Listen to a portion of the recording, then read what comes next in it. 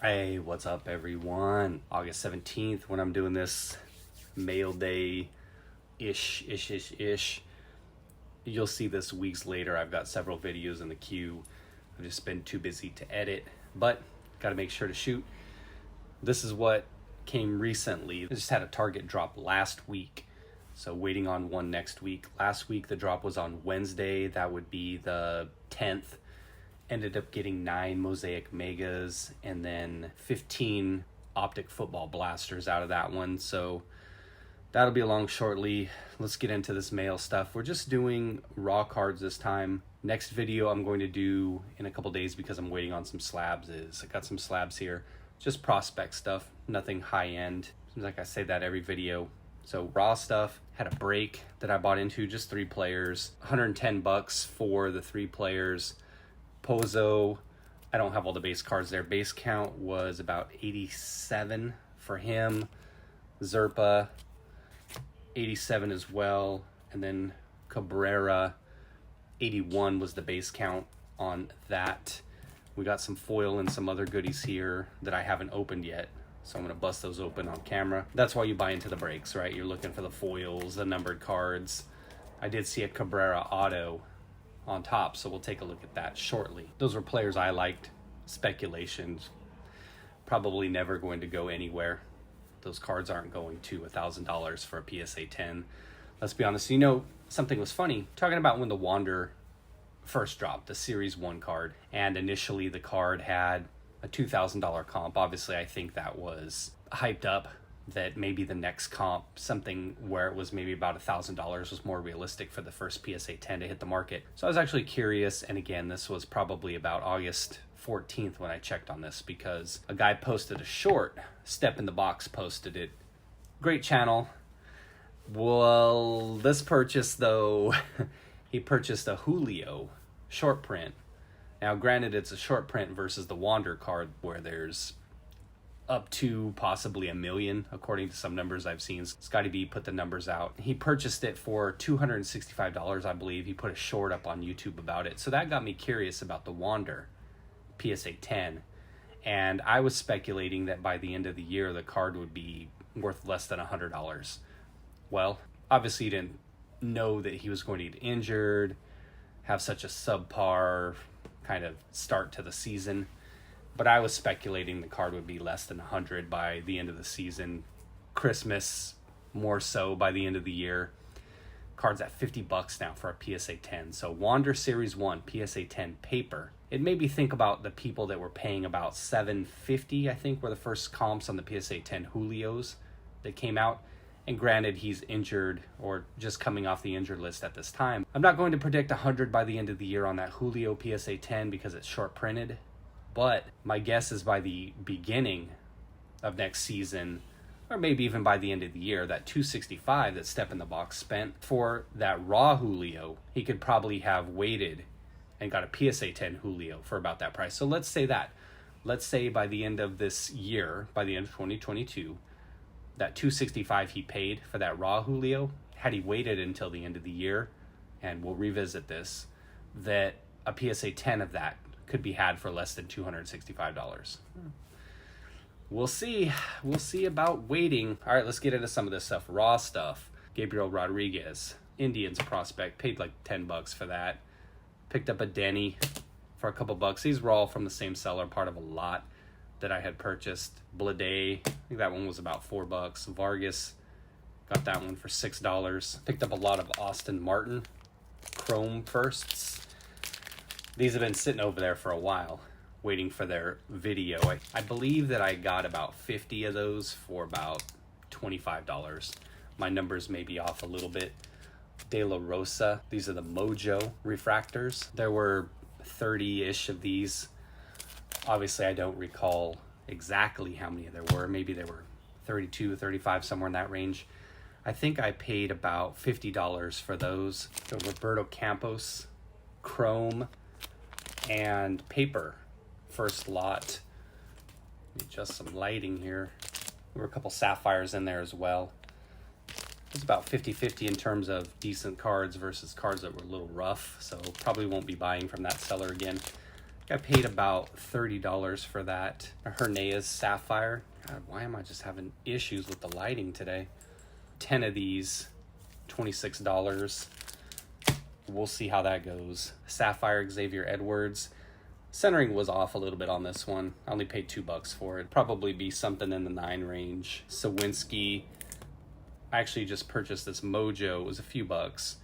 And maybe 3 or 4. And the seller threw in a chrome. Actually looked pretty nice as well. So all of these cards you're going to see here are just a couple bucks. Aside from these, I have these Rubio Angeles, but we like to sound fancy. We like to act like we can work the accent. 2 of these autos, 20 bucks. This refractor to $4.99 actually looked cleaner than just the base chrome.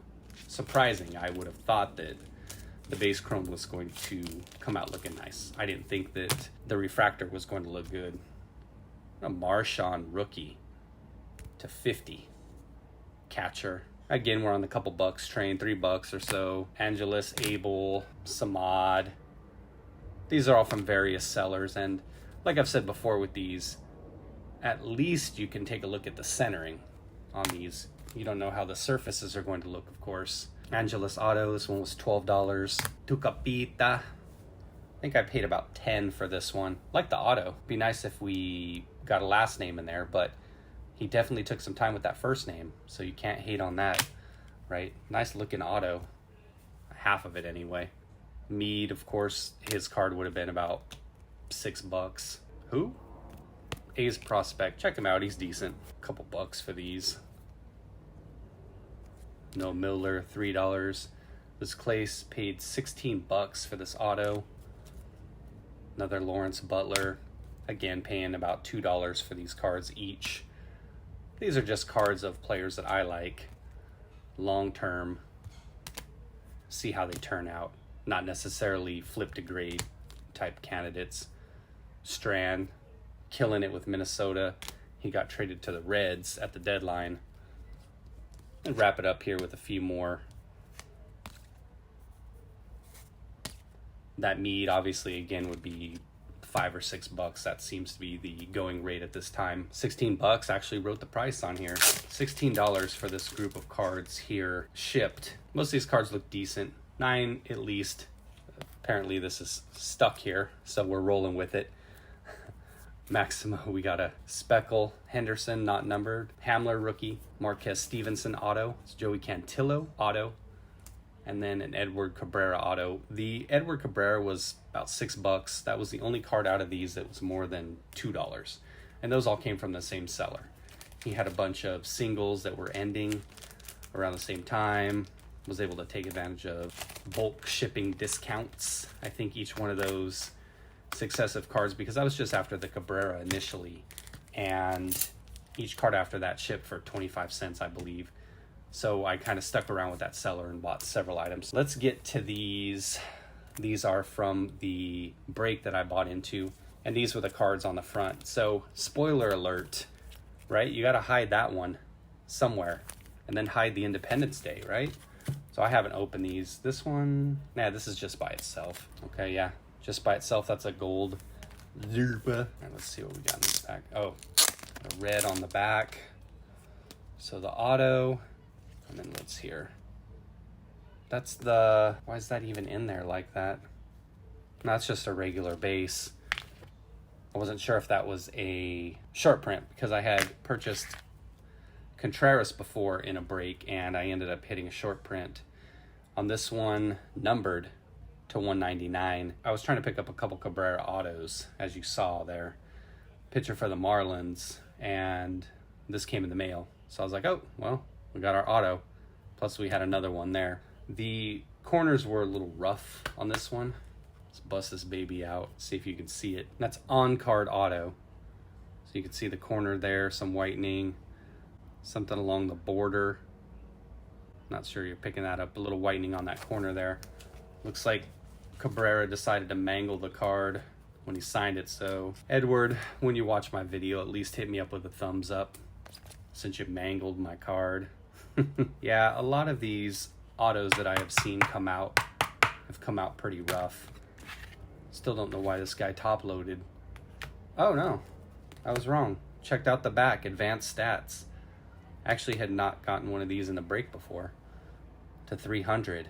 So there you go. I was like, why this guy? Why did he put it in there with these good cards? I'm getting my hopes up. All right, here we go. We got this card to 299. Nice.